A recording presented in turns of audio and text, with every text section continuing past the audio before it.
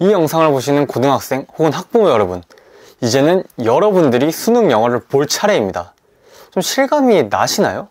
다들 이런 말씀을 드리면은 수능 영어에 대해서 굉장히 고민을 많이 하시는데요. 그런데 고민을 많이 하시는데 답에 이르기는 쉽지 않더라고요. 그래서 제가 여러분들에게 효율적인 수능 영어 공부법을 알려드리려고 합니다. 여러분들이 수능 영어에 가지고 있던 고민들은 이 영상을 다 보시고 나면 해결될 겁니다.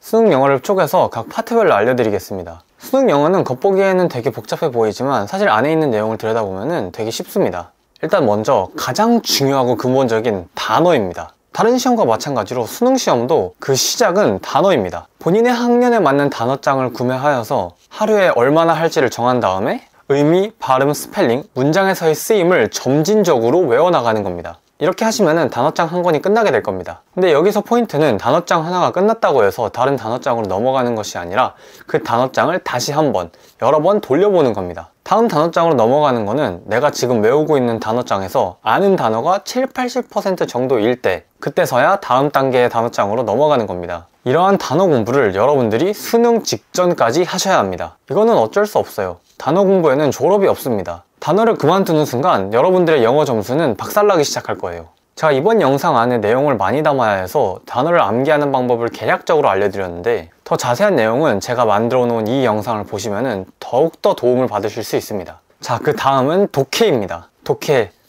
이 부분이 사실 정말 어렵죠. 근데 얘도 차근차근 생각해보면 결국 그 답이 보입니다. 독해 문제를 잘 푸는 거는 결국 그 안에서 그 글의 맥락을 잡아내는 게 중요한 거죠. 그리고 이 능력뿐만 아니라 특정 유형에서 어떤 형식으로 많이 나오고 나는 어떻게 풀어야겠다가 정해져야 되겠죠. 시중에 보시면은 기출문제집이 정말로 많습니다. 이 책 중에서 하나를 사서 쓰라고 말씀드리면은 좀 복잡하니까 제가 두 개를 찝어드릴게요. 바로 자이스토리랑 마더텅입니다. 저는 이 두 책이 기출문제계에서는 거의 투톱이라고 생각을 하고요. 방대한 양의 기출이 있고 자세한 해설집까지 갖춰져 있어서 공부하기에는 정말 좋은 것 같습니다. 여러분들이 이 책을 활용해서 독해를 얼마나 공부해야 되는지를 알려드릴게요. 18번, 19번, 25번부터 28번까지의 상대적으로 쉬운 문제들은 한번 공부할 때 그 문제집에 있는 그 유형, 그 문제 번호는 한 번에 다 풀어준다는 생각으로 공부를 해주세요. 20에서 24번, 28번, 29번, 40번부터 45번은 두 번에 나눠서 풀어주세요.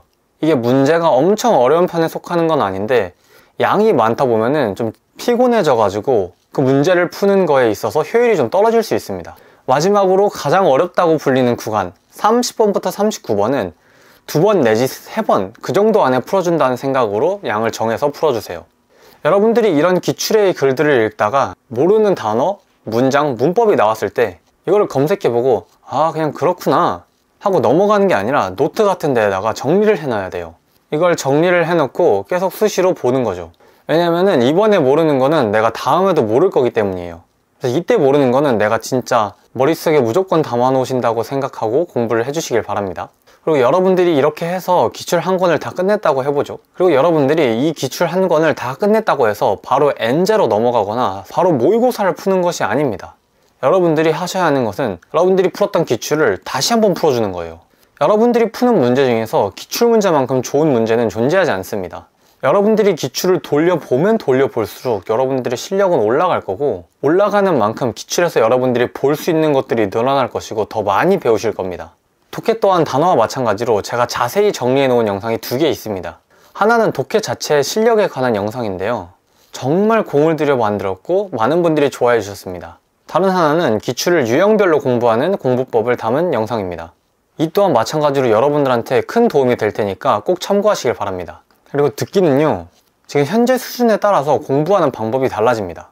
만약 여러분들이 아직 단어를 잘 모르신다면 듣기를 100번 1000번 들어도 아무 말도 안 들릴 겁니다. 이런 분들은 듣기를 공부하기보다는 일단 단어를 더 열심히 외우세요. 제가 이 영상에서 말씀드린 것처럼 단어장 1회독을 빠르게 끝내시고 그 다음에 단어 공부를 하시길 바랍니다. 단어를 어느 정도 아시는 분들에 관해서는 제가 또 두 가지로 나누겠습니다. 일단 제가 말씀드린 두 출판사에서 나온 단어 기출문제집을 구매를 하시고요. 이 책을 사용해서 공부를 하시면 되겠습니다. 먼저 단어는 아는데 귀가 아직 닫혀있는 학생들, 아직 영어 대화문이 익숙하지 않은 학생들은 일단 문제를 곧바로 푸는 게 별로 도움이 되지 않을 수 있습니다. 듣기 문제들은 결국에는 내가 이 대화문을 잘 이해했고 해석을 했고 이걸 확인하는 건데 내가 듣지 못한 상황에서 풀면은 그냥 스트레스만 쌓일 뿐이에요. 이런 분들은 해설지를 보시게 되면은 거기에 이 듣기에 영어 대본이랑 한글 해석이 쭉 써 있습니다. 듣기를 틀어놓고 이 해설지에 있는 대본을 보면서 이 단어가 발음이 어떻게 되고 해석은 어떻게 되는지 이런 것들을 익숙해지셔야 됩니다. 그리고 수시로 듣기를 계속 들어주셔야 돼요. 유튜브에 고2 영어 듣기 평가 같이 검색을 하시면은 거의 모든 영어 모의고사에 듣기 평가가 다 올라와 있습니다. 이제 이거를 계속 들어주는 겁니다. 여러분들이 이런 듣기를 듣는 만큼 여러분들의 듣기 실력은 올라갈 겁니다. 이제 귀가 어느 정도 열려가지고 듣기가 어느 정도 들리는 학생들은 이 목표를 달성하기 위해서 공부를 하셔야 합니다. 내가 무슨 일이 있어도 듣기를 다 맞는다. 이런 분들은 듣기를 한 세트를 풀로 푸는 연습을 하실 건데요. 공부하는 양은 하루에 듣기 3개 혹은 4개 정도로만 해주세요. 이 듣기라는 것도 양으로만 너무 밀어붙이면은 금방 피로해지기 때문에 한 번에 너무 많이 하는 게 그닥 도움이 안 될 수 있습니다. 여러분들이 이 듣기를 하시고 그 다음에 피드백을 해주시면 됩니다. 피드백을 할 때는요, 사소한 부분은 너무 신경 쓰지 마시고 내가 그때 어떻게 들었고 생각했는지만 다시 한번 복기해주세요. 우리가 사람인지라 듣기를 듣다 보면 가끔씩 몇 개를 놓칩니다. 이런 사소한 것들은 내가 다음에는 절대 놓치지 말아야겠다, 이렇게 다짐 한번 하고 넘어가 주세요. 다만 듣기에서 반드시 짚고 넘어가야 할 사항은 2가지입니다. 먼저 내가 어떤 단어나 표현을 들었는데 이게 무슨 말인지 모르겠다 싶으면은 반드시 어딘가에 정리를 해놔야 합니다. 2번째로 내가 그 표현을 들었는데 해석을 잘못했거나 아니면 내가 맥락을 잘못 이해해서 완전히 잘못된 방법으로 생각을 했거나 이런 것들을 피드백을 해야 합니다. 듣기는 수능 영어 100점 만점 중에서 무려 37점이나 차지합니다. 문제들이 되게 쉽고 자잘구리해 보이고 별로 안 중요해 보이지만 이런 상황을 한번 생각해 보세요. 여러분들이 수능 공부를 엄청 열심히 해서 뒤에 34번 빈칸 삽입을 맞췄습니다. 근데 여러분들이 어떠한 이유에서든지 앞에서 듣기를 틀려버렸어요. 그러면은 하나 맞고 하나 틀렸으니까 둘이 상쇄되어 버려서 여러분들이 그동안 고난도 독해를 공부한 노력이 물거품이 돼버리는 거죠. 수능에서는 점수를 밑에서부터 하나씩 채우는 겁니다. 이 사실을 명심해 주시고 듣기도 방심하시면 안 됩니다. 이쯤 되시면 여러분들이 궁금하신 게 생깁니다. 문법 공부는? 문장 공부는? 우리가 문장이랑 문법 이런 걸 왜 공부할까요? 결국에는 우리가 글을 잘 이해하기 위해서 공부를 하는 겁니다. 그러면은 결국엔 글을 이해하기 위해서 공부를 하는 거니까 당연히 글을 공부해야 되는 거죠. 제 생각에 독해 공부보다 문법이나 문장 구조를 우선시하는 거는 이런 것 같아요. 자전거 타기를 배우려고 하는데 페달 밟는 법을 배우는 게 아니라 기어의 구조부터 배우는 거죠. 만약 읽다가 모르는 문법이나 문장 구조가 나오면 어떻게 하냐고요? 그러면 그때 가서 공부하면 되는 겁니다. 여러분들이 문법이나 문장 구조에 대해서 되게 신경을 많이 쓰시는 게 내신에서는 이런 것들을 가지고 굉장히 자잘구리하고 지엽적인 문제를 많이 내잖아요. 근데 수능에서는 그렇게 내질 않습니다. 그러니까 너무 걱정하지 마시고 글, 독해 공부를 열심히 해주세요. 그리고 또 많이 궁금해 하시는 게 실전 연습은 어떻게 해야 하는지 많이 물어보십니다. 물론 실전 연습, 모의고사를 실제에서 푸는 것처럼 연습을 하면서 내가 어떤 식으로 풀이 과정을 가져가야 되고 어떤 순서로 문제를 풀지 이런 것들이 반드시 필요하긴 합니다. 이런 것들을 안 하면은 점수가 조금 안 나올 수 있어요. 근데 실전 연습은 다른 공부들에 비해서 그 중요도가 좀 떨어집니다. 실전 연습도 사실 여러분들이 그동안 공부한 내용을 하나로 꿰매는 거거든요. 그런데 일단 그 꿰맨 결과물이 예쁘게 나오려면은 그 꿰는 그 대상이 잘 되어 있어야 되겠죠. 실전 연습은 고3 때 가서 해도 전혀 늦지 않습니다. 이렇게 해서 수능 영어를 준비하는 방법에 대해 자세히 알려드렸는데요. 이 수능 영어라는 게 제가 앞에서 사실 별거 아니라고 하지만 만만한 건 아닙니다.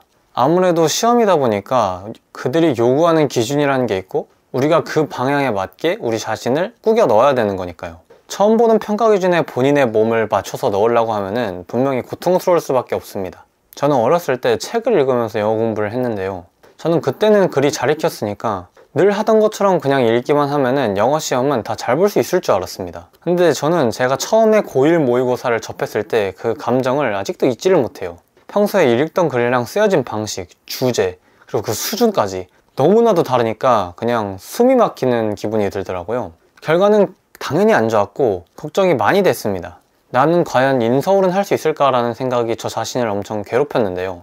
여러분들도 아마 이런 고통을 겪고 있으실 거라 생각을 합니다. 그런데 인서울은 할 수 있을까 걱정하던 제가 연세대에 올 수 있었던 단 한 가지 이유는 남들이 괴롭다고 고민이 많다고 회피할 때 계속 그 자리를 지키면서 공부를 했기 때문이에요. 결국 수능은 본인이 그 시험을 얼마나 공부하고 연구했냐에 따라서 결과가 달라지는 시험이라고 생각을 합니다. 그리고 고1, 고2 여러분들은 아직 수능까지 시간이 많이 남았습니다. 어려운 문제라고 회피하지 않고 그 문제와 부딪혀가면서 실력을 키울 수 있는 시간이 이만큼이나 남았습니다.